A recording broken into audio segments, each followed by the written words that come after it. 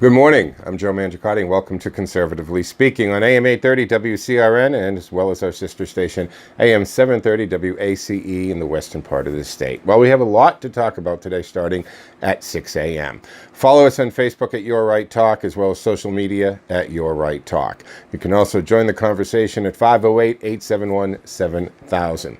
All right, so Brett Kavanaugh is going to become Justice Kavanaugh, barring any strange happening. And now you can't say, I think, anything with definitive outlook that this is what's going to be, because look what's happened. Okay, Flake is going to vote yes. He goes out in an elevator.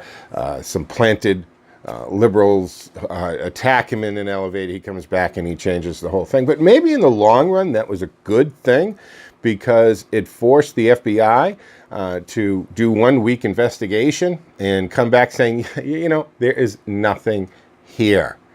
Nothing here. And that gives everybody a little cover and a little, backbone to be able to say, we did what you wanted. We looked into it further. There was nothing there. What do you want us to say? Now, Justice Kavanaugh will become Justice Kavanaugh again, barring some unforeseen weird thing happening.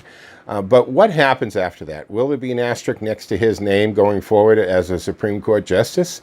And what about all of the people that have been harassing him and his family, and Senator Cruz's family, and other senators in the halls of the Senate, but not just in the halls in the Senate, at their homes and at restaurants when they've gone out to eat? Senator Cruz was chased out of a restaurant with his wife. They blocked her coming out. I mean, ultimately we find out that's not reported in the mainstream media. They ended up coming back in the back door and had a nice evening as a date night out, being unbothered at that point because they thought that they were victorious in chasing them out of the restaurant.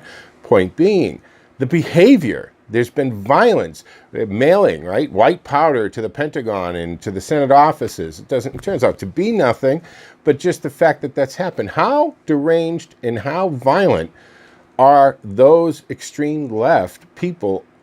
How bad can they get? And what are they going to continue to do? You know, people seem to forget that somebody took shots and shot a United States congressman, seriously wounding him a little over a year ago. And that's not talked about. And it was targeted Republicans. So what is the fallout of the Brett Kavanaugh nominations? What does this mean to us? And should people now be prosecuted? And should people now, including Blaisley Ford, be looked at for perjury? It's been established, apparently, that she lied about the lie detector test, and that she, in fact, did consult and coach people on how to pass a polygraph. So is this going to happen? And more importantly, what is the end result come the midterm elections? Did the left overreach here and basically mobilize the Trump base and the conservative base, pointing out how important the midterm elections are, that they cannot stop, that all of the good that's going on with the country, with the economy, with the relationships with foreign countries, how good things are under this administration, could come to a screeching halt if the House changes and the Senate changes, and the Senate could possibly become even more Republican. But what if a blue wave did come? What would happen? And I think this is pointed out to the American conservative base, that this, and President Trump said it the other day, it's midterm elections, but you need to vote as if I was on the ticket. How clever is that? Is that true? Is that what should be happening? All right, in an hour or two today, United States MC, no, not the Marine Corps, the United States, Mexico, and Canada new trade agreement.